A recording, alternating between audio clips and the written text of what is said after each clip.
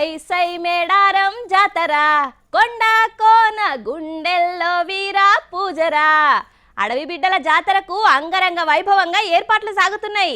ఇప్పటికే బెల్లం మొక్కులు, ఎదుర్కోళ్లు, జంపన్నవాగుల స్నానాలు, ఇసుక వస్తే రాలనంత జనాలు. వనదేవతల జాతరకు వారం ముందుగానే సందడి మొదలైంది.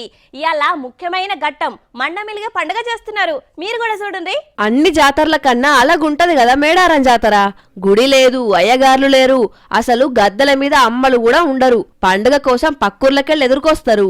పోయిన వారం గుడి మెలిగే పండుగ చేసిర్రు కదా, ఇవాళ మండమెలిగే పండుగ చేస్తారన్నట్టు.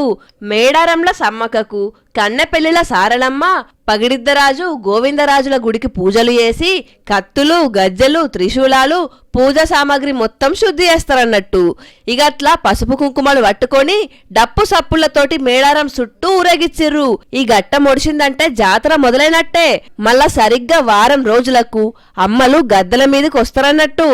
అడవి బిడ్డ సీతక్క అన్ని తానే అరుచుకుంటున్నది.